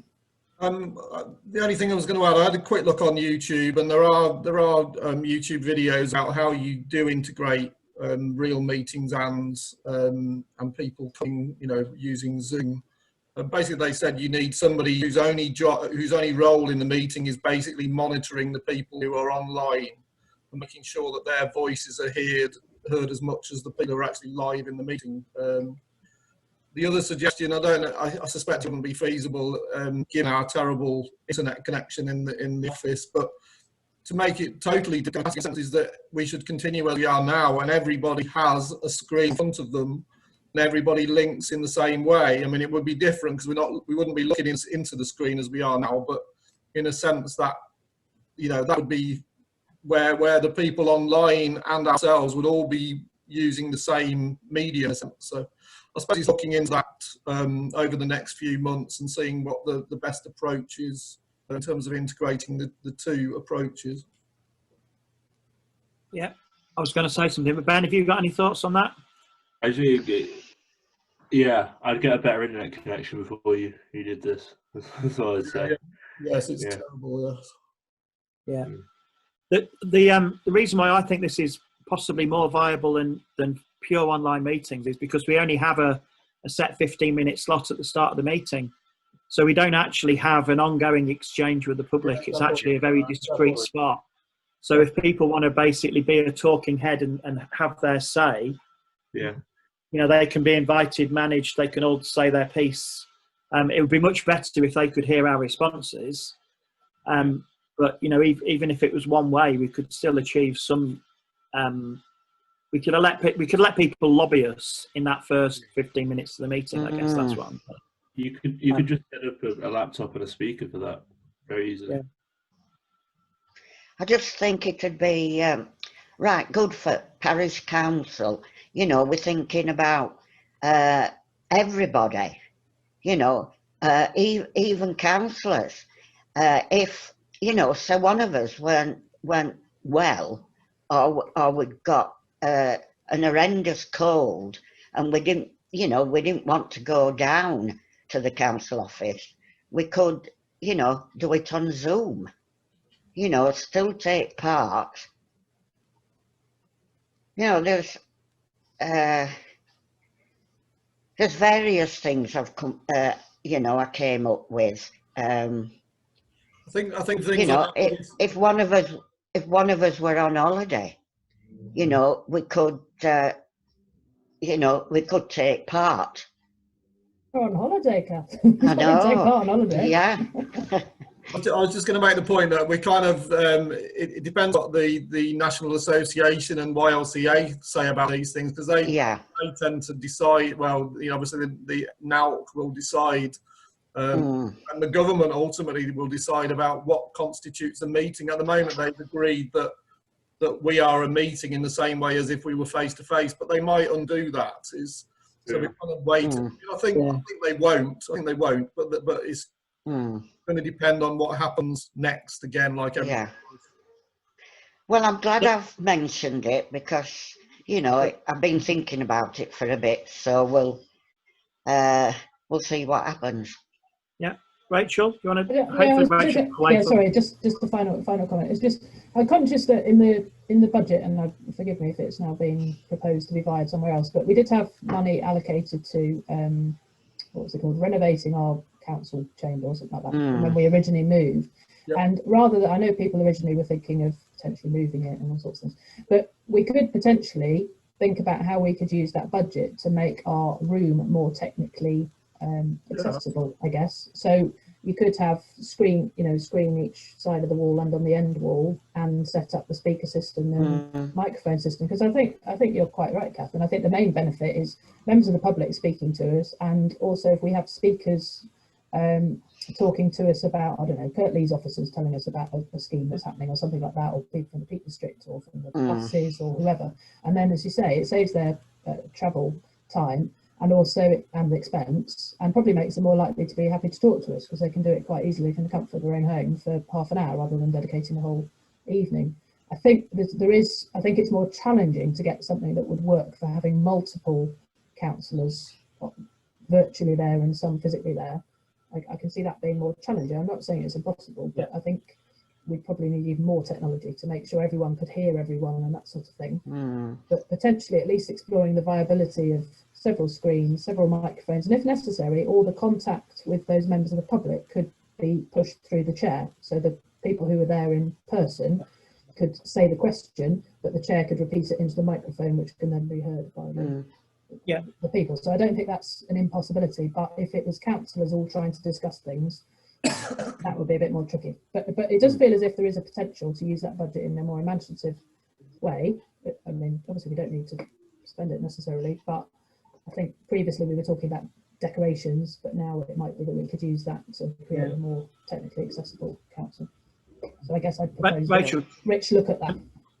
can I check, Rachel, which committee was it that held that budget for that those works? Because would this proposal need to go to them? I think it was. I guess what I'm trying to clarify is this. It's a great idea. I think we all support it. It's certainly worth a look to see how inclusive we could be using technology. How much of that's a pubs and comms issue, or how much that's another committee? I think it's probably another committee, but it's finance and management. I think it's not actually in a budget. It's in earmarked reserves. I think there's either 10,000 or 15,000 in earmarked reserves, and I think it's F&M who have it. Can I propose then that we welcome Kath's thoughts and ask Rachel as chair of the parish to work with the clerks to take it forward? Yeah. Because obviously there's all sorts of dependencies on how far we go with it, whether we're including councillors or whether we're just doing the public question time session. But I mean, just to echo what's been said, I think a lot of people would be more likely to engage with us if they thought they could do it at a private computer from home. Certainly, I'm hoping that a lot of people go that way in the future. Sorry, so I was just going to add, I've just drawn up the finance papers, and as Rich said, it was an earmarked reserve, and it was 15,000, and it was office/meeting room longer term reshaping costs. So personally, I think this could fit readily in that. I suppose the other advantage from the point of view of the investment in the fabric of the building of the Civic Hall is you would then have a quite techie room that people could rent out for use for business meetings, for example, or however the Civic Hall wanted to use it. It would be somewhere that was really sort of modern rather than just a space. It could be a technical space as well, which I mean, it's not going to be cheap, one would imagine, to get all the technology, but I certainly think it's something we should look at. Fantastic. What a brilliant seed of an idea you've sown there, Kath, and how we may end up being the virtual hub for virtual meetings for the first. Thank you. Yeah, I mean, well done. And really, it is for me, Kath. It's all about what you said. You said it was about people with disabilities. It's very cold this time of the year to be trailing across to go to a meeting on slippy steps. That we need to be thinking about how inclusive we are, really. And I think technology, and particularly as some of the older generation have embraced it because they've had to do over COVID, and it's not been as difficult or as painful as perhaps some of them thought it was going to be. So let's see some of the good things we can take out of it. So we've got a way forward then, have we? Rachel's going to, I'm basically taking this off this committee and handing it to the chair to have further conversations with that budget that seems to be ring-fenced anyway. Okay. I mean, it feels to me as if we probably need, when lockdown allows, well, I suppose it does allow now, we need a specialist, I don't know, comms person to come and have a look at what could be done and what the implications were in terms of wiring and the power of the broadband connection, the Civic Hall and that sort of thing. Okay. Thank you. So is that enough of an action on that? We're all happy with that? Yeah. Yeah. Thank you. Last item, we've got 6 minutes, and it's the budget, which sort of been discussed in our absence, but the proposal was to pretty much leave it as it was, wasn't it, Rich? Do you want to talk to the budget and where we are, and where we are with this year's spend, but where we are for next year as well? Well, this year's spend, as you can see, we've got quite a lot left, essentially because of the publications being quite a lot down because of the non-publication of issues. Special projects, we've got that, but obviously we can hope that we can use that with regard to some of the projects we've discussed tonight. And the only change I wanted to point out, which you may not have noticed, something that was agreed at F&M as a sensible thing for giving a bit more flexibility, is that we've removed the real events and we've renamed it as national events. So it's meant to just give us more flexibility about how we can spend that budget in terms of commemorating national things, like, for example, VE Day or things like that, which the royal events kind of made it a bit more challenging to do.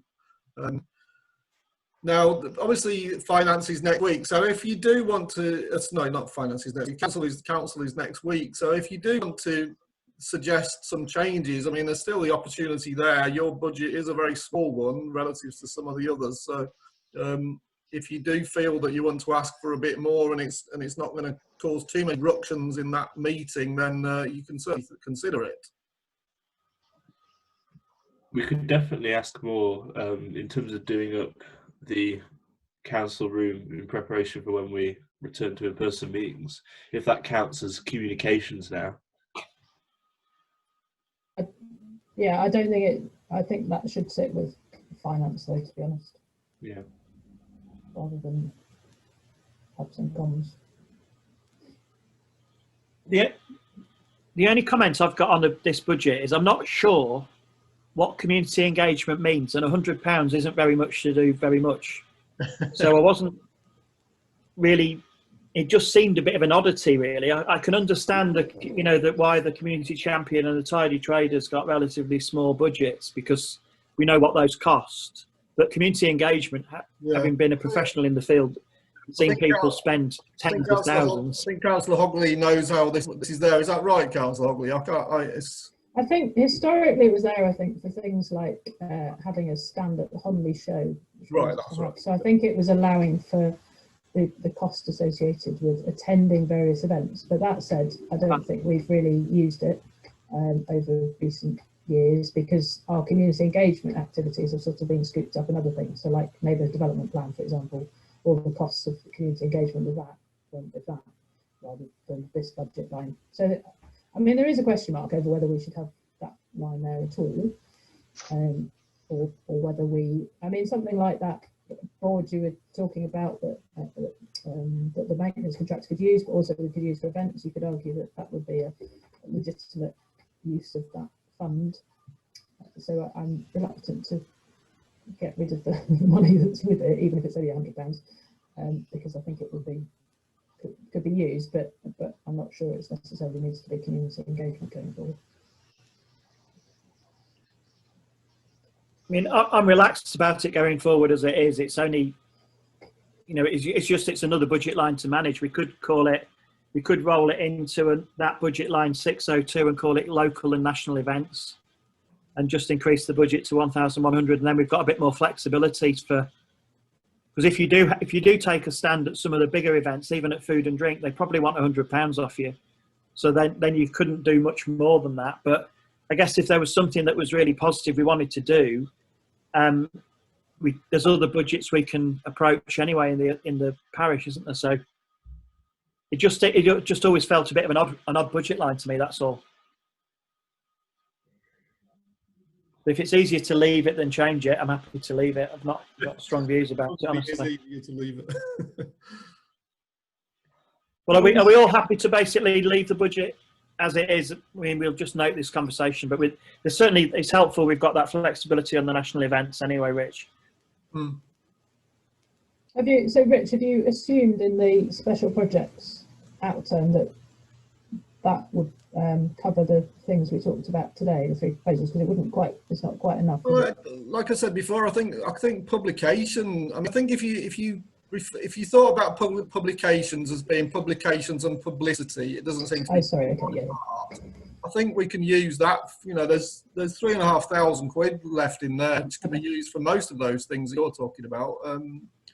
Sorry, yeah, I've forgotten you said that. Yeah, apologies. There's certainly money there for all the things you discussed today. Yeah, Fantastic. Well, it seems if there's no strong views, then we'll just let it roll forward as it is, and thank Rich for his work on that. Is everybody happy with that? Yeah. Yeah. Okay. And that concludes the meeting. We have got a date for the next meeting. I just can't remember when it is. Is that the three? Yeah, we do. This yeah. was an extra one that was sort of slotted in after the original schedule, wasn't it? I Yeah. think it's the 15th of February, I think, on the list I've got. Yeah, 15th. 15th of February. So if we, you know, we'll aim to have plans ready for all of those things we've discussed tonight, where we can hopefully either get them done by then or have plans to get them done after that meeting. The Yeah, 3 projects. Great. Well, I think if we've particularly the tabards and the other things, I can't see them being used this side of Easter. But I mean, the more that we can get that stuff in train, the better. Okay, then. If everybody's happy, I'll close the meeting. No, nobody else needs to speak about anything. No. All right. Thanks for the time, and thank you for letting me chair my first parish council meeting. Hope it wasn't too painful. Well done. Hey, bravo. You did all right. And ran All right, its time. Marvellous. Bye. See you all. Thanks again. Bye, Thanks, Rich, for all- everybody.